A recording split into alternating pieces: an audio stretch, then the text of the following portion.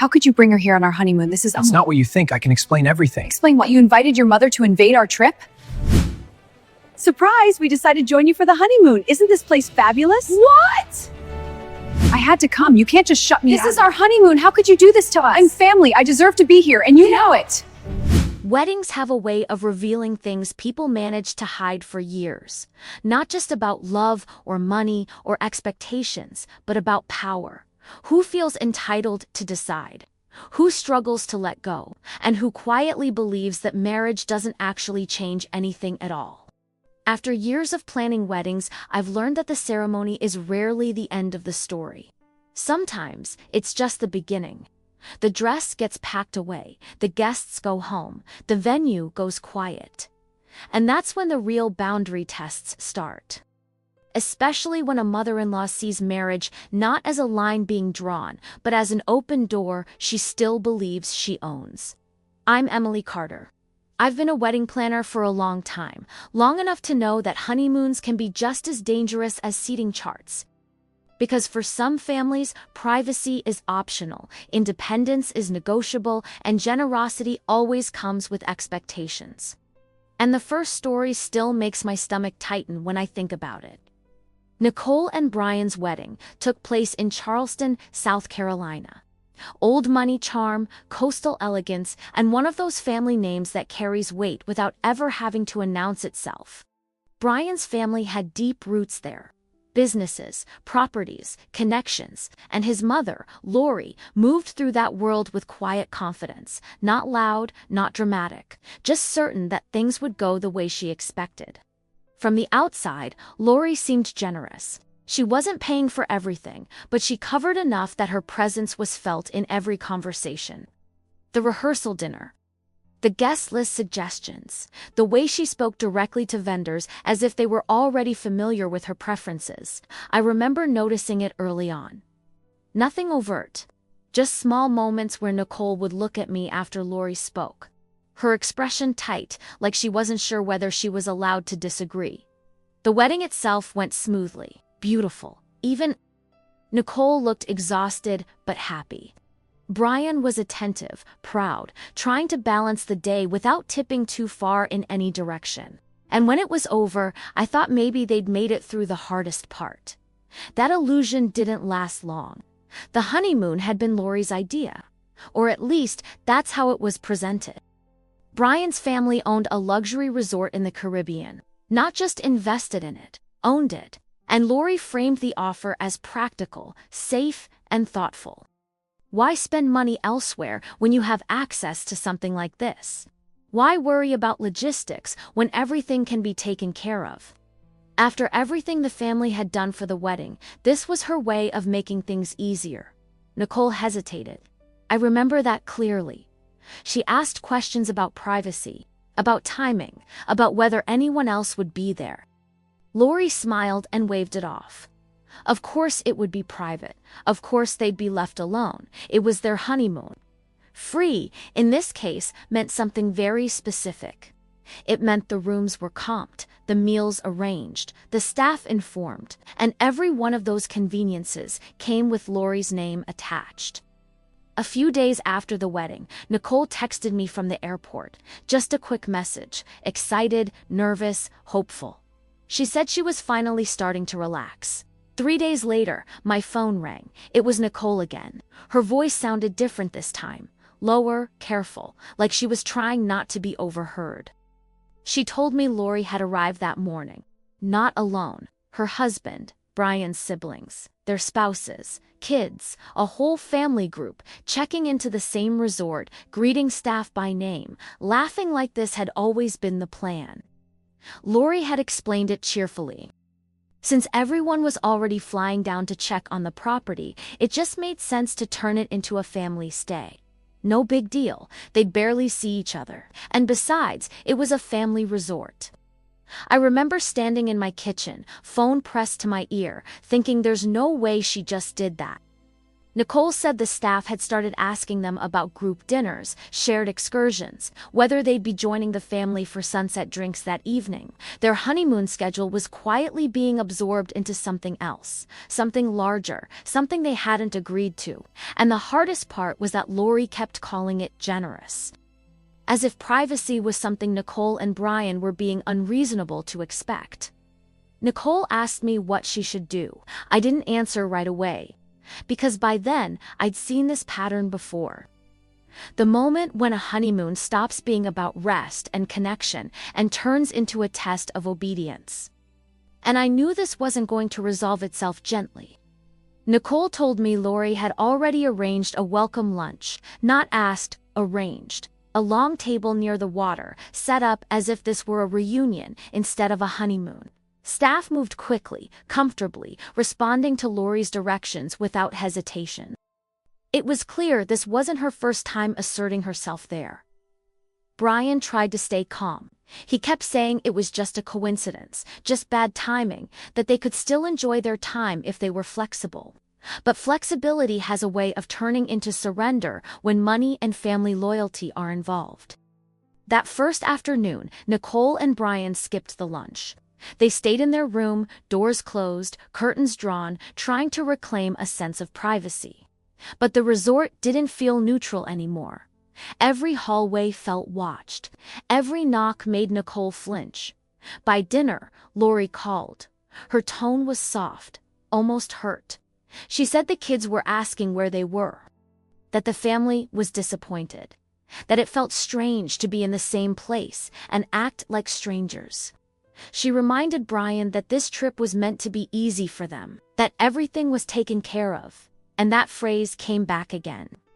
After everything we've done for you, I've heard it so many times over the years.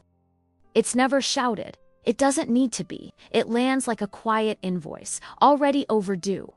The next day, the pressure escalated in subtler ways.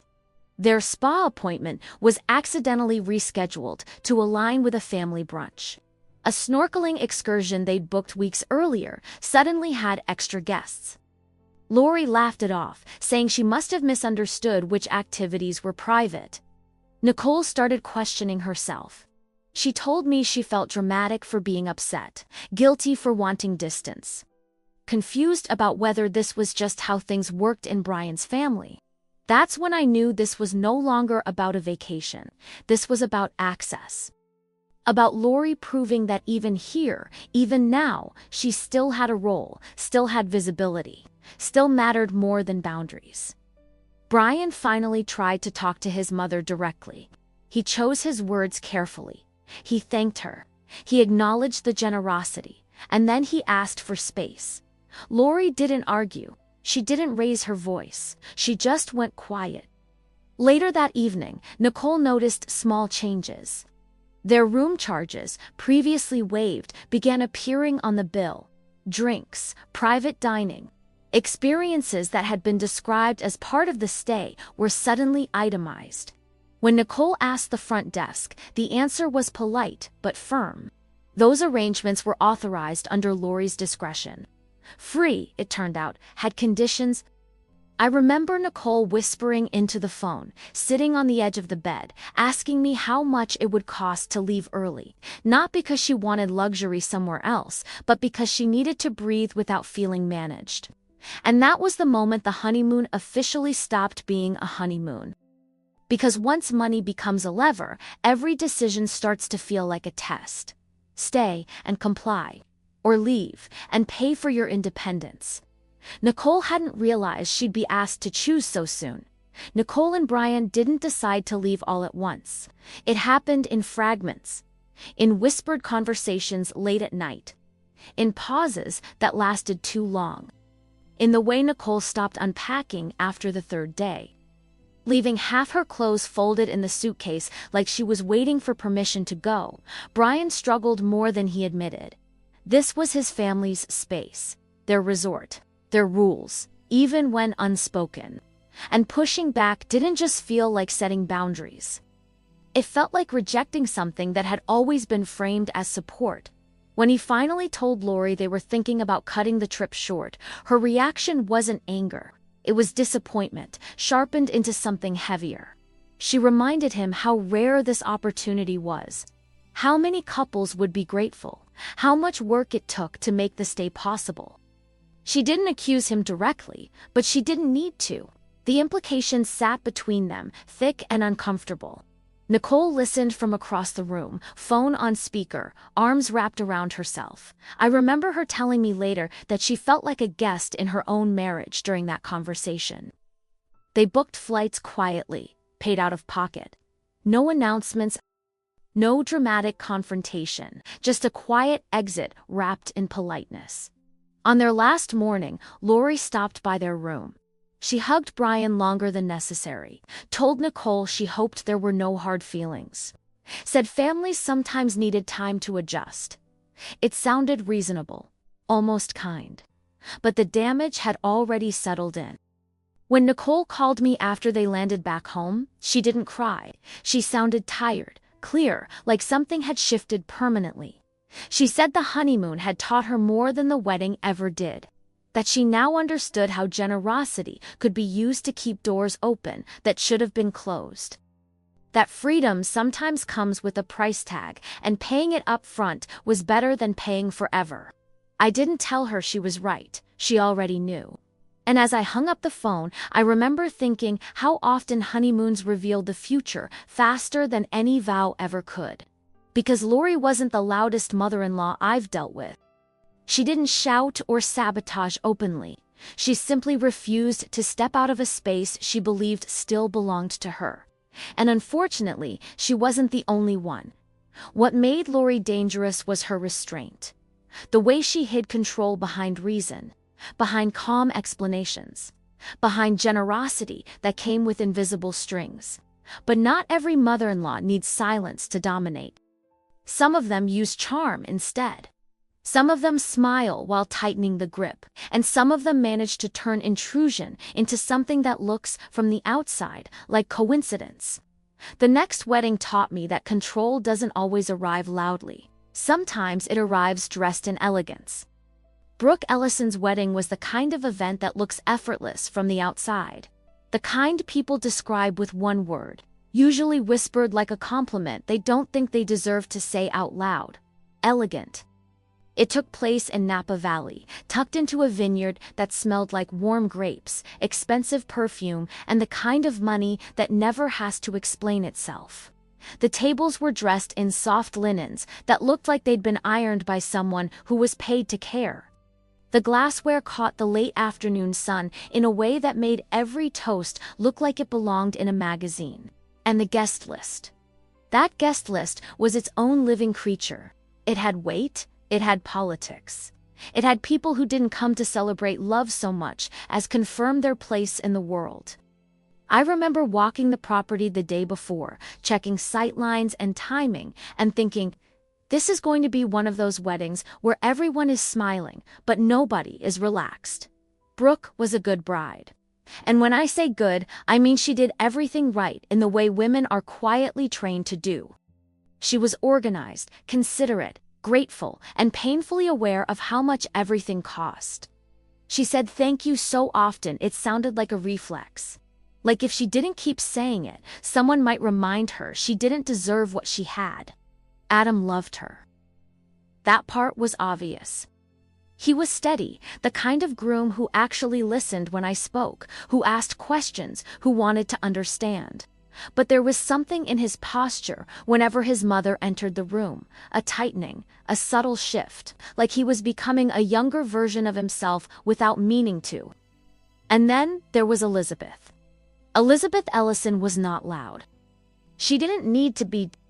She was the kind of mother who could take control of a room with a smile and the exact right tone of voice, soft, sweet, concerned.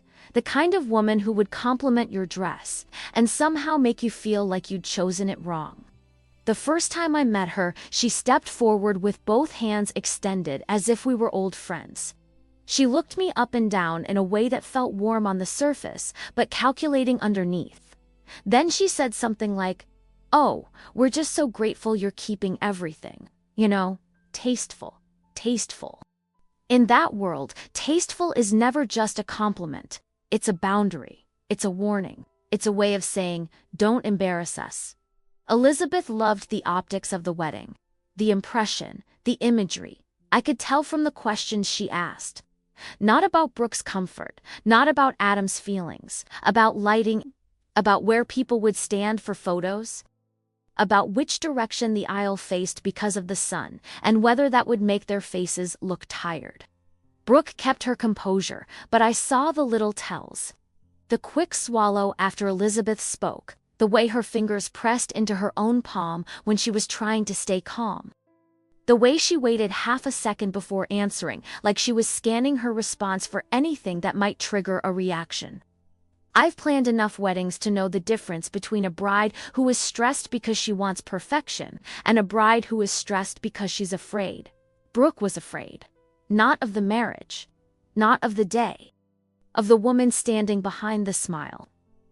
The strangest part was that Elizabeth never openly attacked.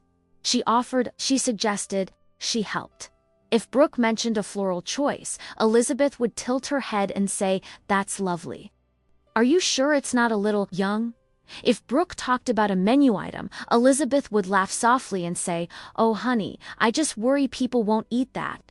You know how picky everyone is," and she always said everyone like she meant the important people. There was a moment during a final walkthrough when Brooke tried to assert something small, just the placement of the sweetheart table. She wanted it angled toward the vineyard instead of directly facing the crowd. Elizabeth didn't say no. She just said it just makes sense to face the guests. That's what people do at weddings like this. Weddings like this. I remember Brooke's cheeks flushing. Adam reached for her hand under the folder I was holding, like he knew she needed grounding. She forced a smile and said, "Right. That makes sense." And I stood there thinking, it doesn't make sense. It makes control look polite. That night, Brooke called me after my team had wrapped for the day. I could hear the quiet in her room, the kind of quiet that comes after you've been performing all day and your body finally drops. She asked me, almost in a whisper, "Is it normal for a mother to be this involved?" I paused. Because normal is a word that gets people trapped. It makes them tolerate things they shouldn't. It turns discomfort into obligation. So I said, "It's common." But common doesn't mean it's healthy. Brooke didn't respond right away. Then she let out a small laugh that didn't sound like laughter at all, more like relief that someone had finally named it. The wedding day arrived and, on paper, it was flawless. Brooke walked down the aisle like a woman trying to hold herself together with sheer willpower. When Adam saw her, his eyes filled instantly, and for a moment it felt like the world narrowed to just them. The vows were sincere, the guests were impressed. The speeches were perfectly timed.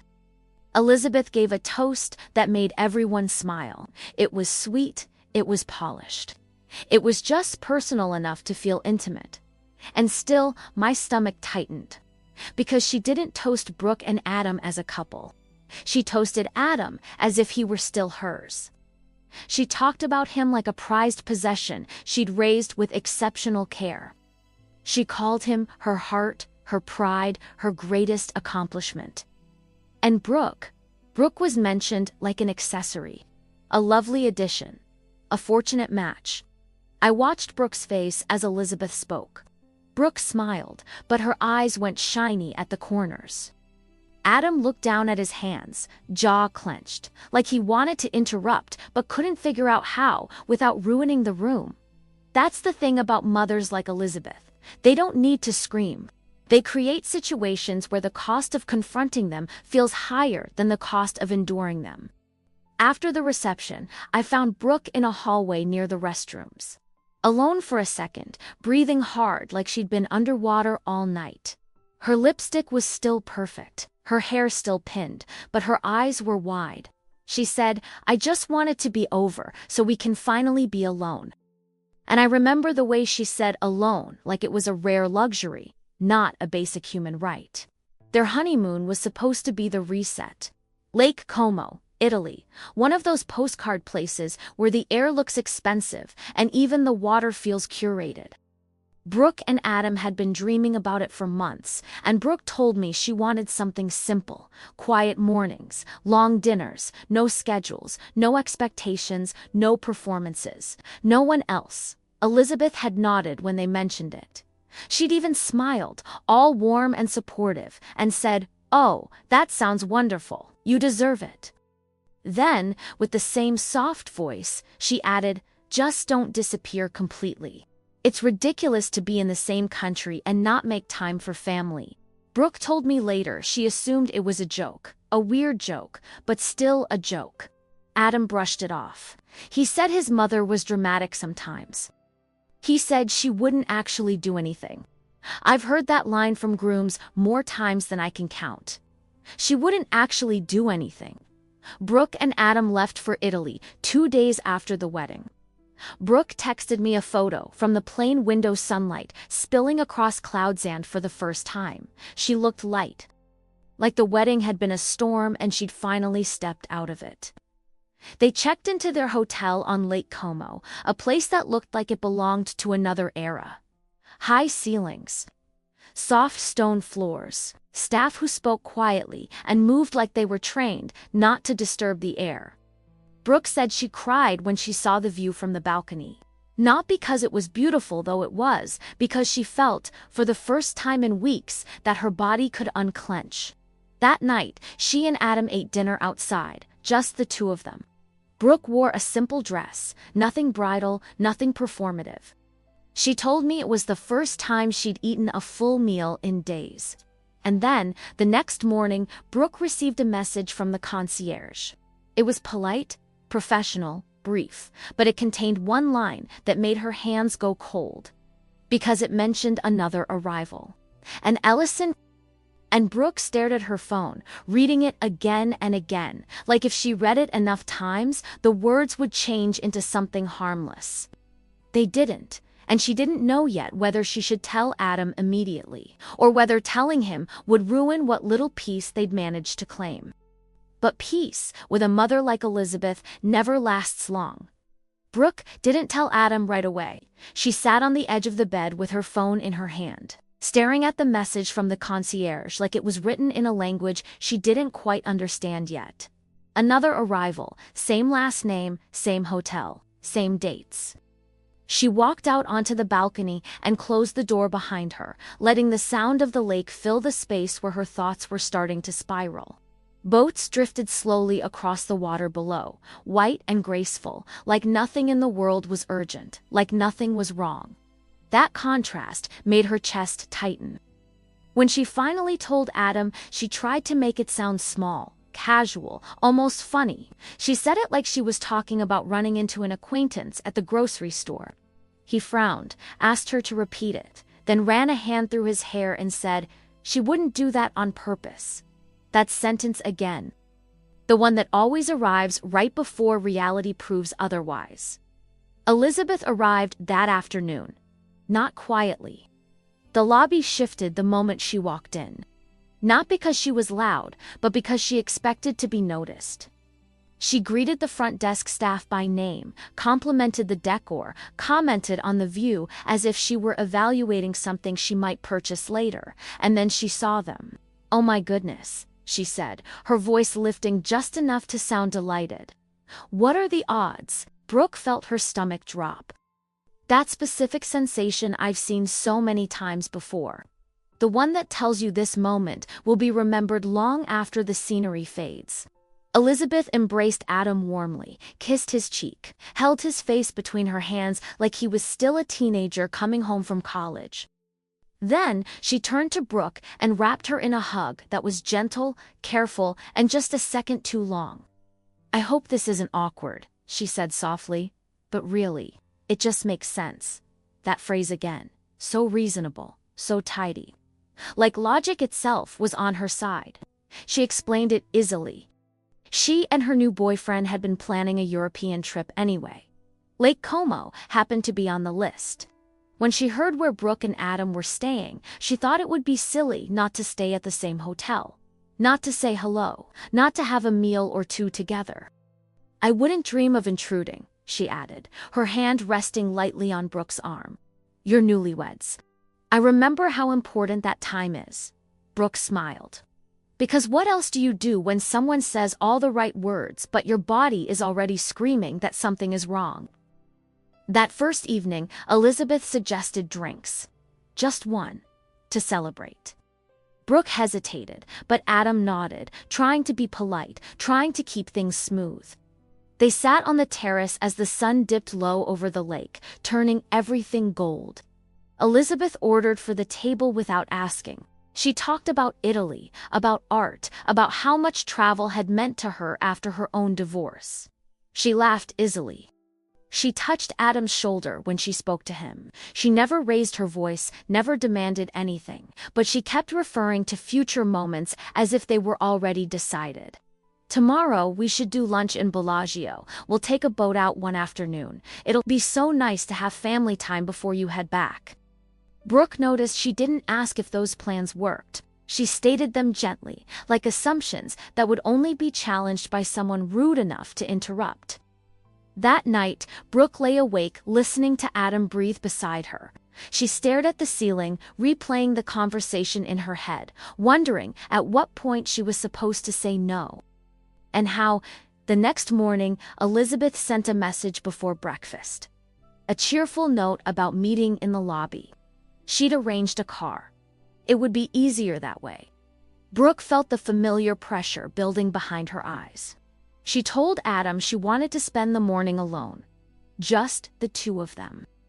He agreed, but his voice carried hesitation. When he told his mother, Elizabeth didn't argue. She simply replied, "Of course. I'd never want to be in the way." An hour later, Brooke and Adam walked past the hotel cafe and saw Elizabeth seated there with her boyfriend, laughing, waving when she noticed them. "Oh, look who we ran into," she called out, as if the universe had staged it. Brooke's hands curled into fists at her sides. The sense of being followed without technically being followed, the way privacy was eroding without any single moment dramatic enough to justify an outburst. By the third day, Brooke stopped answering messages immediately. She let them sit, let the silence stretch. And every time she did, Elizabeth's tone shifted just slightly, a hint of hurt, a suggestion of confusion. "I hope I didn't upset you. I just worry when I don't hear back. I would hate for there to be tension." Brooke called me that afternoon from the balcony again. Her voice was low, tight, like she was afraid even the lake might be listening. She said, "I feel like I'm being unreasonable. She hasn't done anything wrong, and yet I can't breathe." That's when I told her the truth. I wish more brides heard sooner. You don't need a dramatic offense to justify discomfort. You don't need permission to want space. And someone who truly respects your boundaries doesn't keep testing how far they can push without being confronted. Brooke went quiet after that. Then she said something that stuck with me. "She's here," she whispered. "And I don't know how to make her leave without becoming the villain." And that's exactly where mothers like Elizabeth want you. Because as long as they appear kind, any resistance looks cruel, and this was only the beginning. By the fourth day, Brooke stopped pretending this was a coincidence. The hotel no longer felt like a refuge. It felt like a stage where she never knew when Elizabeth might appear. Smiling, perfectly dressed, ready to fold herself into moments that were supposed to belong to two people, not three. Elizabeth didn't ask to join them anymore. She simply appeared where they already were. Breakfast on the terrace. A boat dock they'd planned to visit in the afternoon. A small gallery Brooke had bookmarked days earlier. Every time, Elizabeth had a reason, a suggestion, an explanation that sounded reasonable enough to make Brooke question whether she was overreacting. Adam tried to keep the peace. He suggested they adjust their schedule, wake up earlier, stay out later, move more spontaneously. But spontaneity loses its magic when it's being used as an escape route. One afternoon, Brooke and Adam took a private boat across the lake. No phones, no plans. Just water and silence, and the sense that maybe, finally, they'd carved out something that couldn't be accessed. When they returned to the dock, Elizabeth was there. She waved as if she'd been waiting for them. Brooke felt the breath leave her body. The moment was so surreal, it almost felt funny. Almost Elizabeth laughed and said she'd guessed where they might end up. She'd thought it would be nice to have dinner nearby. No pressure, of course. That night, Brooke didn't sleep. She lay awake, replaying the week in her head, cataloging every moment she'd swallowed her discomfort to avoid conflict. Every smile she'd forced, every plan she'd quietly abandoned. In the morning, she snapped, not loudly, not dramatically, but something in her voice finally cracked. She told Adam she couldn't do this anymore, that she felt watched, managed, that even her own honeymoon felt like it was being reviewed for approval. Adam listened, really listened, and I could tell from the way Brooke described it later that something shifted in him too. The denial thinned. The excuses lost their shape. He agreed to talk to his mother. They met her in the hotel lounge that afternoon. Brooke said Elizabeth was perfectly composed. Sunglasses on, espresso untouched, relaxed in a way that suggested she didn't expect resistance. Adam spoke carefully. He said they needed space, that this time was important, that he loved her, but he needed her to step back. Elizabeth's smile never dropped. She removed her sunglasses slowly, looked at Brooke, then back at Adam. "I just don't understand," she said gently. "I've barely seen you." That lie sat there, polished and confident. She went on about how much she'd been looking forward to reconnecting, how lonely travel could be without family, how silly it was to make such a big deal out of being in the same place. And then she did something I've seen too many times.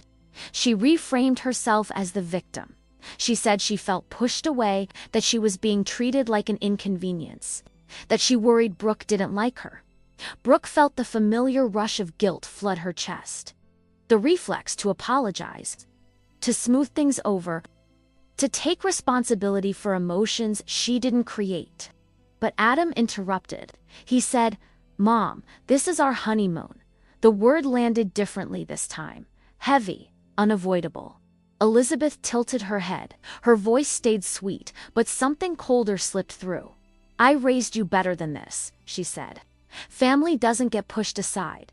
After that conversation, things changed. Elizabeth didn't back off. She doubled down. She started posting photos online, group shots, smiling captions about unexpected family moments abroad, subtle tags, strategic timing. Friends and relatives began commenting, praising her, saying how special it must be to share such a trip together. Brooke watched it unfold in real time, feeling like the narrative was being rewritten without her consent. Like her honeymoon had been rebranded as a family event for public consumption. She stopped wanting to leave the room. She stopped wearing the clothes she'd packed for dinners and walks. She stayed in the background while Elizabeth took up space, controlled the optics, and framed herself as generous, loving, present, and Brooke began to disappear. When she called me again, her voice sounded hollow. She said she didn't recognize herself, that she felt like she was failing some invisible test she'd never agreed to take. I told her something that might sound harsh, but it's true. If someone keeps showing up where they're not invited, it's not affection, it's entitlement. And entitlement doesn't soften with time, it only grows when it's tolerated. Brooke knew that. She just didn't know yet what it would cost her to act on it. By the end of the week, Brooke felt like she was living in someone else's vacation. The lake was still beautiful, the sunsets still arrived on schedule. The hotel staff still greeted them politely, but something essential had been stripped away. The sense that this time belonged to her and Adam and only them. Everywhere she went, Brooke felt measured, observed, interpreted. If she declined an invitation, she worried about how it would be framed later. If she joined, she felt like she was surrendering another piece of herself. Elizabeth never confronted her directly. She didn't need to. She perfected the art of wounded grace. At breakfast, she'd sigh softly and say things like, "I don't want to impose." At dinner, she'd remark, "I'll let you two enjoy yourselves," while already pulling up a chair. In public, she was warm, charming, generous. the kind of woman strangers instantly liked, which made Brooke feel even more trapped. Because how do you explain discomfort when the person causing it appears so kind? Brooke started withdrawing socially. She stopped responding to comments on Elizabeth's posts. She avoided shared spaces when she could. She lingered in the room longer than she should have, watching boats drift by, trying to remember what excitement had felt like just days earlier. Adam noticed. He asked if she wanted to go somewhere else. She shook her head. The thought of moving again, of rearranging plans, felt exhausting. She was tired of adjusting, tired of adapting. One evening, Elizabeth invited them to dinner with a few people she'd met locally, friends of friends, wealthy travelers, polished conversations, perfect smiles. Brooke said no, not sharply, not dramatically, just no. Elizabeth paused, looked genuinely surprised. Then she smiled and said she understood. But something in her eyes cooled. The next morning, Brooke overheard Elizabeth talking in the lobby. Her voice carried just enough. She wasn't complaining outright, she was confiding, talking about how difficult it was when new marriages created distance. About how some women struggled to integrate into established families. About how painful it was to feel excluded when all you wanted was connection. Brooke stood still, heart pounding, realizing she was now a character in a story being told without her. That was the moment something inside her settled, not exploded, not shattered, settled. She told Adam she wanted to leave the hotel, not Italy, just the hotel. Adam didn't argue this time. They packed quietly, booked another place farther down the lake, smaller, less glamorous, more anonymous. They checked out early in the morning, slipping past the lobby before Elizabeth came down for breakfast. They didn't announce it, they didn't explain. Elizabeth texted later, surprised, confused, hurt. Brooke didn't respond. For the first time since the wedding, Brooke felt a strange sense of calm. It wasn't joy. It wasn't relief exactly. It was the absence of tension, the absence of performance. She and Adam spent their remaining days simply existing together, walking, eating, sitting, in silence without feeling like it needed to be justified. When Brooke called me after they returned home, her voice sounded steadier, older, somehow. She said Elizabeth had been polite since distant, cooler, not angry, just different. And Brooke was different too. She didn't talk about confrontation or closure. She talked about space, about choosing not to engage, about letting some relationships exist at arm's length instead of trying to fix them. She said, "I think this is just how it has to be." And I believed her. Because not every story ends with a dramatic showdown. Some end with a quiet recalibration. A slow, intentional distance that protects peace without announcing itself. Elizabeth never apologized.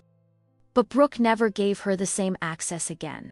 And sometimes that's the only victory available. Distance doesn't always look dramatic.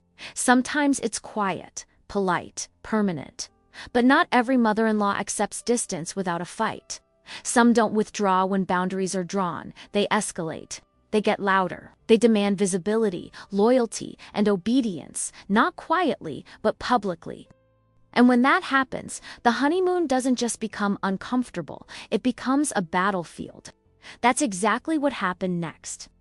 Courtney Reeves' wedding was the kind of event that felt controlled, even before anything went wrong. It took place in Aspen, Colorado, in the heart of winter, where everything looked expensive by default. Snow-covered mountains, fur-lined coats. Guests who arrived already dressed like they belonged there. The venue was pristine, almost intimidating in its perfection, and so was the family hierarchy surrounding it. From the very first planning call, I could tell this wedding would not allow mistakes. Courtney was sharp, organized, direct. She knew what she wanted and wasn't afraid to say it. But she also carried a quiet tension beneath that confidence, like she was constantly bracing herself for impact. Brandon, on the other hand, was calm to the point of passivity. Not inattentive, not uncaring, just used to deferring, especially when it came to his mother. And then there was Karen. Karen Reeves did not believe in subtlety. She entered rooms as if they were waiting for her. She spoke with certainty, volume, and a kind of emotional urgency that demanded attention whether it was appropriate or not. Where other mothers framed control as concern, Karen framed it as love. Loud love, overwhelming love, the kind that leaves no space for disagreement without guilt. From the start, Karen made it clear that this wedding mattered to her deeply, not because of Courtney, not because of Brandon's happiness, but because of what it represented. Status, tradition, family visibility. She talked about how things are done in their family like it was a rule book everyone else had failed to read. She spoke in absolutes, always has. Always will, family comes first. Courtney pushed back more than most brides I work with. She questioned decisions, reasserted preferences, drew lines where she could, and every time she did, Karen reacted the same way, with offense, not anger, not argument. Offense. She would sigh dramatically, put a hand on her chest. Say things like, "I just don't understand why I'm being shut out," or "I guess I'll just stay quiet since I don't matter." It was exhausting to watch. The wedding itself was tense beneath the surface, but it held together. Courtney looked stunning, but there was steel in her posture. Brandon smiled, but his eyes kept flicking toward his mother, like he was monitoring a situation he knew could detonate at any moment. Karen cried loudly during the ceremony. Not quietly, not discreetly.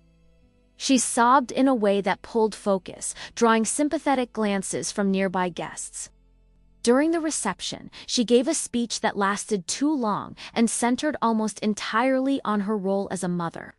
Courtney sat perfectly still through it, jaw tight, hands folded. Afterward, she told me she felt like a guest at her own wedding. When the night finally ended and the guests drifted out into the cold, Courtney exhaled for the first time in hours. She said, "At least now it's over." I didn't correct her, because I knew what was coming next. Their honeymoon destination was Maui, Hawaii. Sun, warmth, distance. Courtney had chosen it intentionally. She wanted the opposite of Aspen, casual, barefoot, quiet mornings and long walks without expectations. Karen knew about the trip. She'd made comments during planning about how nice it sounded, how much she loved Hawaii, how meaningful it was for family to travel together. Courtney had laughed it off. Brandon had shrugged. No one had taken it seriously. That was the mistake. 2 days after the wedding, Courtney texted me a photo from the plane. Blue sky, ocean, ahead. Relief written all over her face. She wrote, "I think we're finally free." I remember looking at that message and feeling uneasy. Because mothers like Karen don't give up territory easily, and for some of them, the honeymoon isn't a boundary. It's the final challenge. Courtney remembered the exact moment she realized the honeymoon wasn't really hers anymore. It wasn't when Karen mentioned Hawaii before the wedding. It wasn't even when she casually said she loved Maui. It was the sound of Karen's voice on the phone the morning after Courtney and Brandon arrived. Courtney had just woken up. The curtains were half open, sunlight spilling across the bed, the air warm and soft in a way Aspen never was. Brandon was still asleep beside her, breathing slow and deep, and for the first time since the wedding, Courtney felt her shoulders drop. She let the phone ring twice before answering. Karen sounded energized. Too energized for someone calling a newlywed couple before breakfast. She gushed about the weather, about the island, about how meant to be it all felt. And then, without any pause that might signal a request, she said it. She and her sisters were coming to Maui. Not thinking about it. Not considering it. Already booked. Karen explained it like she was sharing good news. A girls' trip, something spontaneous, something fun. And since Courtney and Brandon were already there, it would be silly not to overlap a little. Courtney sat up in bed, the sheets sliding down her back, suddenly cold. She asked how long they'd be there. Karen laughed, loud, bright. "Oh, we'll see. Probably most of the week. We haven't planned every detail yet." Courtney said nothing for a moment. She told me later that her brain simply stalled, like it was trying to catch up with the reality of what she'd just heard. Karen filled the silence easily. She talked about dinners, about excursions, about how special it would be for the family to share memories together after such an emotional wedding. She said families should celebrate big moments together, not separately. Courtney finally said, carefully, "We were hoping for some time alone." Karen gasped, just slightly, not shocked. Offended, "Oh, sweetheart," she said, "you'll still have plenty of alone time." But this is family. This is different. That word, family. Karen had always used it like a shield, like a trump card that overruled every other need. When Courtney hung up, she sat there staring at the wall. Brandon woke up a few minutes later, smiling, stretching, asking what she wanted to do that day. She told him. He frowned, but not the way she hoped. He didn't react with surprise or anger, just mild concern. "She probably just wants to see us," he said. "It's not a big deal." That sentence landed harder than Karen's call, because now Courtney wasn't just dealing with an invasive mother. She was dealing with the possibility that her husband didn't see the invasion at all. By the time Karen arrived on the island, she was already in motion. She texted Courtney their flight details, sent photos from the airport, updates from the rental car. Every message carried the same unspoken assumption: "You're part of this." Karen didn't stay at the same resort, not technically, but close enough that distance was symbolic, not practical. Close enough that meeting up was effortless. Close enough that avoiding her would require intention. That first evening, Karen announced a dinner. Not asked, announced. She picked the restaurant, chose the time, told Courtney what to wear, framed as helpful advice. "It's a little dressy. You'll want something nice for photos." Photos. Courtney felt her jaw tighten. She wanted to say no. She rehearsed it in her head while standing in the bathroom, staring at her reflection. But the words felt heavy, loaded. Saying no felt like detonating something she didn't yet understand. So she went. Karen arrived early, already holding court with her sisters, laughing loudly, waving them over like they were late to their own event. When she saw Brandon, she stood and hugged him tightly, loudly announcing how handsome he looked, how proud she was, how emotional she still felt. Courtney was introduced like an accessory. During dinner, Karen dominated the table. She ordered appetizers for everyone. She told stories from Brandon's childhood, stories Courtney had never heard, but which were told with the confidence of shared ownership. She kept saying "we," when we raised him, when we vacationed here years ago, when we learned what mattered in life. Courtney sat quietly, nodding, smiling when expected, feeling herself shrink. At one point, Karen leaned across the table and said, "Tomorrow we're doing a boat tour. I already booked it. You'll love it." Courtney opened her mouth. Karen kept going. "And then a luau in the evening. Families should experience culture together. No pause, no space, just momentum." Later that night, back in their room, Courtney finally spoke up. She told Brandon she didn't want this, that this wasn't what she'd imagined, that she felt like her honeymoon was being absorbed into something she didn't consent to. Brandon sighed. He said his mother was excited, that she meant well, that it would be easier to go along with it than to upset her. Courtney turned away from him in bed, eyes burning, because easier for him meant harder for her. The next day unfolded exactly as Karen planned. The boat tours, the group photos, Karen positioning herself in the center of every frame, Karen directing staff, adjusting schedules, deciding what came next. Courtney felt like a passenger in her own life. By the third day, Karen started demanding more time. Breakfast together, lunch plans, dinners that turned into hours-long affairs. Excursions Courtney hadn't agreed to, but was expected to attend. And every time Courtney hesitated, Karen reacted the same way. With hurt, with loud disappointment, with comments about how families should want to be together. Courtney began to feel watched, judged. measured by how compliant she was. And the worst part was this: Karen genuinely believed she was entitled to all of it. Because to her, marriage didn't mean separation, it meant expansion. And Courtney was starting to realize that if she didn't draw a line soon, there might not be anything left to protect. By the fourth day, Courtney stopped pretending this was a misunderstanding. Karen no longer framed plans as suggestions or opportunities. She spoke in schedules, in expectations, in obligations disguised as affection. Every morning began the same way: a message before Courtney even opened her eyes, a cheerful update about the day ahead.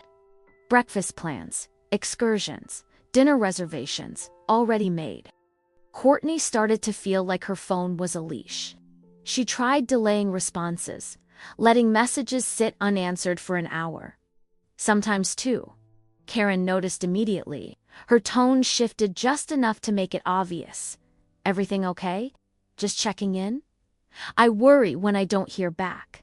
Concern sharpened into pressure.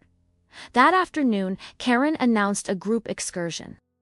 A long drive to a scenic overlook she remembered from years ago. She said it was important, meaningful, something she wanted to share with her son now that he was married. Courtney said she didn't feel up to it. Karen stared at her for a moment, eyes wide, lips slightly parted, as if she'd been slapped. "You don't feel up to it," she repeated, louder than necessary. The sisters went quiet. Brandon shifted uncomfortably. Karen recovered quickly.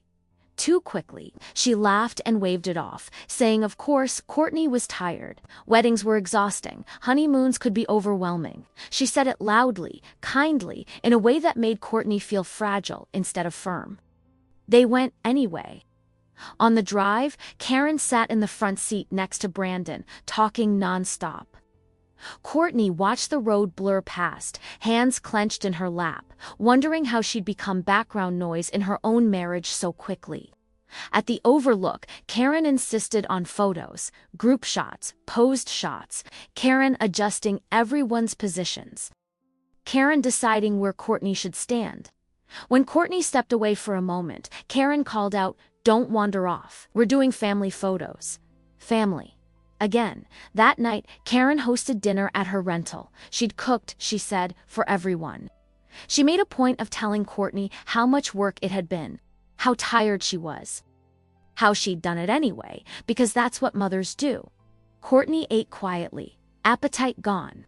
At one point, Karen raised her glass and gave an impromptu toast.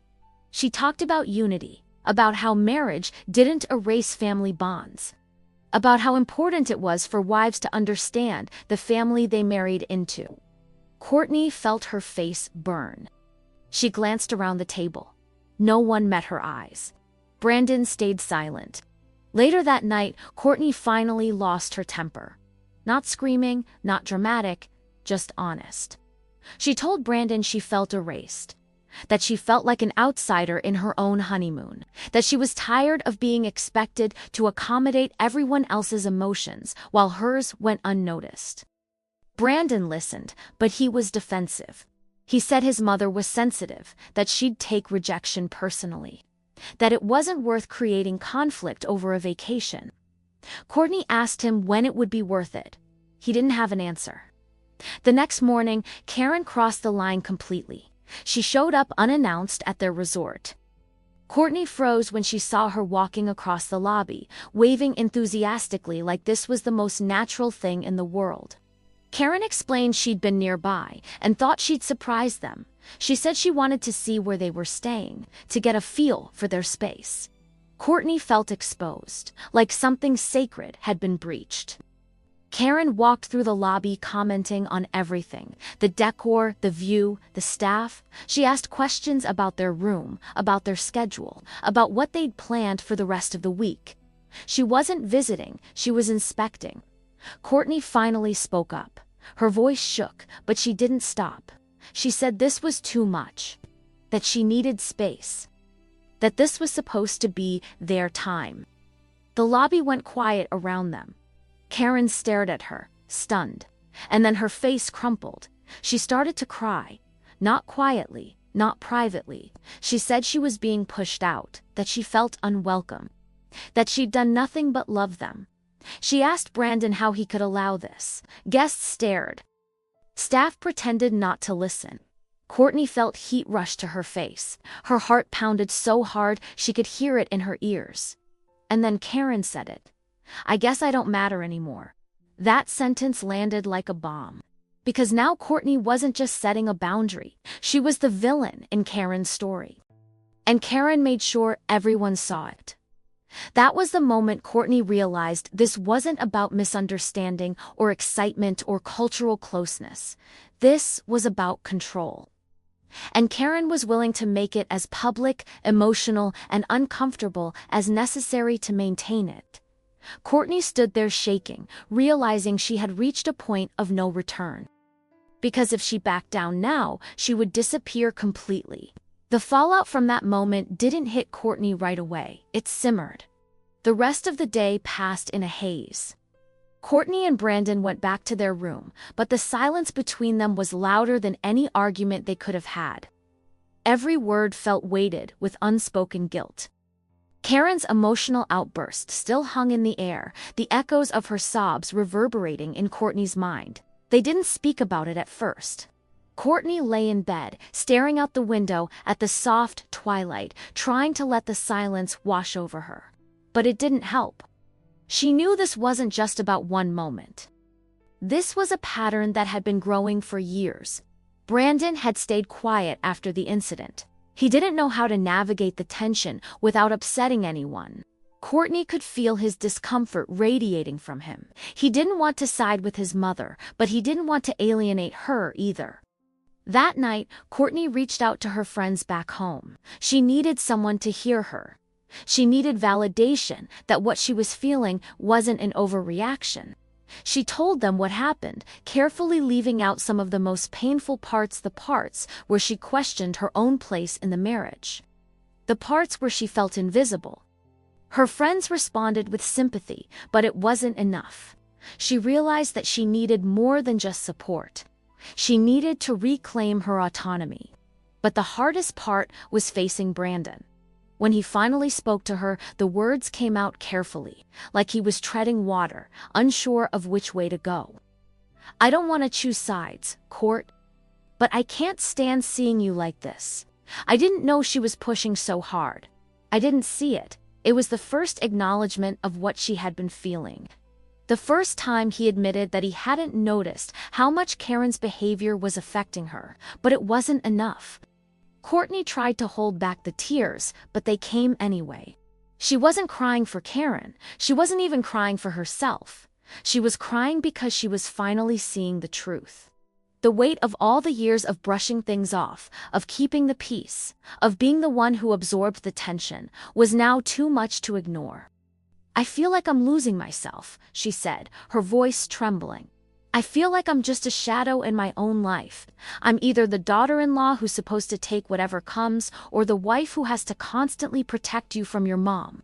There's no space left for me." Brandon didn't have an immediate answer. He just held her for a long time, his hands lightly resting on her back. "I'm sorry," he finally said. "I never realized how much it was hurting you. I don't know what to do. I feel stuck." And that's when Courtney knew that things had shifted beyond repair. She didn't want to feel stuck anymore. She didn't want to keep living in the shadow of her mother-in-law's needs. And more than anything, she didn't want to lose herself just to keep the peace. The next day, Karen sent another message, more polite this time, more concerned. She asked if everything was okay, if she could help with anything, if they needed to talk. Courtney didn't reply immediately. She didn't want to escalate the situation, but she also didn't want to let it fester. Later that afternoon, Karen stopped by their resort unannounced. It was a calculated move. She wanted to make things right, but not in a way that invited real confrontation. She arrived with that same forced cheer, acting like she had done nothing wrong, like she was simply a mother who wanted to be included. Brandon opened the door to find his mother standing there, her eyes wide with concern. "Courtney," Karen said softly, "I'm sorry. I didn't mean to upset you." Courtney stood in the doorway, her body tense, her heart pounding. She hadn't wanted it to come to this, but she knew it was the only way. "You didn't upset me, Karen," Courtney said, her voice steady. "You've been disrespecting me for days, and I've let it go because I didn't want to make things worse. But now, I'm done. You've crossed a line, and I need you to respect that." Karen's face fell. For a moment, she looked genuinely stunned. But only for a moment. "Respect," she repeated, her voice tight. "You think I don't respect you? I've done everything for you. For both of you. I don't need everything, Karen. I need space.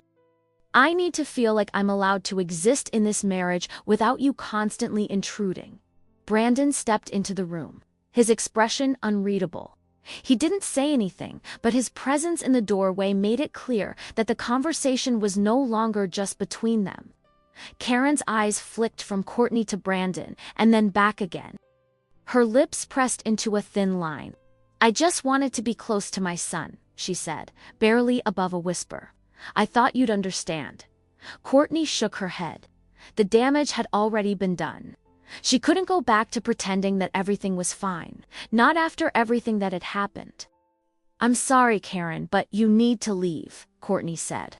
"I've had enough." For a moment, Karen didn't move. Then, slowly, she turned away and walked out of the room without another word.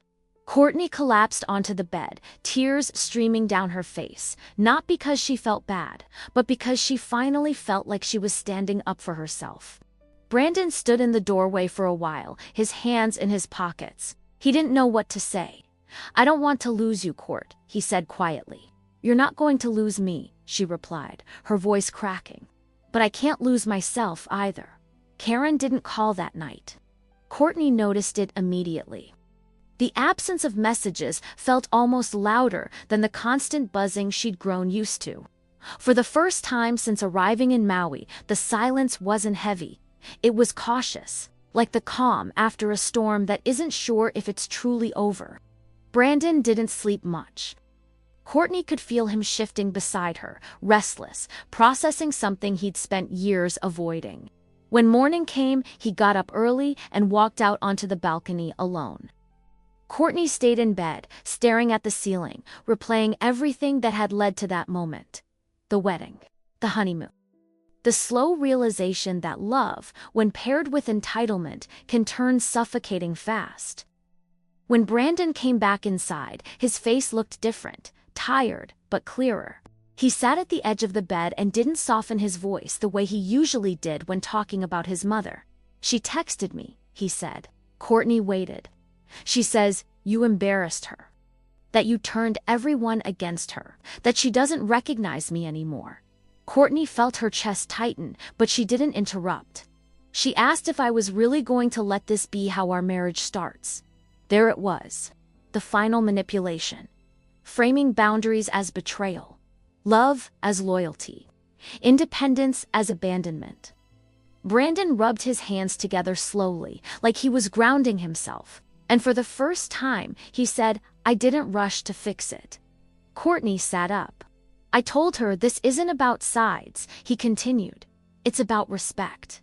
And that if she can't respect you, she doesn't get access to us." Courtney's breath caught. Not because of what he said, but because of how he said it. "Calm, firm, unapologetic," she cried, he added. "She said she sacrificed everything for me. That family should always come first." Courtney nodded. She'd heard those words echoed in 100 different ways by 100 different mothers. "And I told her," Brandon said quietly, "that you're my family now." That sentence didn't erase the pain, it didn't undo the damage, but it shifted the ground beneath them. Karen left the island the next day, not quietly. She made sure everyone knew. Emotional goodbyes, long hugs, a final post online about loving your children enough to let them go, paired with a photo of the ocean and a carefully chosen caption that made her look wounded, dignified, misunderstood. Courtney didn't engage. She and Brandon spent the remaining days differently this time, slower, intentional. They stayed away from planned excursions, ate meals without phones. took long walks where they talked honestly, sometimes uncomfortably, about what the future would look like. Kourtney told him she wouldn't compete for space in her own marriage again. Brandon listened. Not defensively, not silently, actively. He admitted he'd been trained to manage his mother's emotions his entire life. That piece, to him, had always meant compliance. That choosing Kourtney felt terrifying, but also relieving. When they returned home, Karen kept her distance. Not out of understanding, out of pride. She spoke to Brandon less. To Kourtney, hardly at all. Family gatherings became tense, polite, shorter, charged with things left unsaid. Kourtney didn't try to fix it. She told me later that she realized something important during that honeymoon, that boundaries don't always heal relationships. Sometimes they simply reveal which ones can't survive without control. Karen never apologized. But she never crossed that line again either. Because Kourtney had shown her something she hadn't expected, that access could be revoked, and that love didn't mean surrender. When I think back on that wedding, that honeymoon, that family, what stays with me isn't the confrontation itself. It's the moment Kourtney chose herself without needing permission. Some mothers-in-law test boundaries quietly, others do it publicly, emotionally, theatrically. Karen did all three, and in the end, she lost the only thing she thought she was entitled to: control. When I look back at weddings like these, what stays with me isn't the scenery, or the dresses, or even the conflicts themselves. It's the pattern. 3 different couples, 3 different destinations, 3 very different mothers-in-law. And yet the same underlying belief running quietly beneath all of them, that marriage doesn't change ownership. In Nicole's case, generosity was used like a leash, a free honeymoon that was never free, turning intimacy into obligation and privacy into something that had to be earned with compliance. With Brooke, control arrived wrapped in sweetness. Coincidences, concern. The careful rewriting of reality until the bride herself began to question whether she was allowed to want space at all. And with Kourtney, the control was loud, emotional, public. A mother-in-law who believed love meant access, and that family bonds justified any intrusion, no matter how painful or humiliating. Different styles, same outcome. Because for some mothers, the wedding isn't the end of their role, it's a threat to it, and the honeymoon becomes the final test, the last territory. The place where boundaries are either enforced for the first time or erased completely. I've seen enough of these situations to know that none of this is really about vacations, or hotels, or destinations. It's about power. Who gets to decide what togetherness looks like? Who gets to define family? And who is expected to sacrifice their comfort to keep the peace? What these 3 women learned, each in their own painful way, is that boundaries don't announce themselves, they don't come with applause, and they almost always cost something. Money, distance, approval, sometimes relationships, but the cost of never drawing them is always higher. As a wedding planner, I'm often brought in to manage timelines, vendors, and logistics. What people don't realize is that I end up witnessing the emotional architecture of families long before the couple does.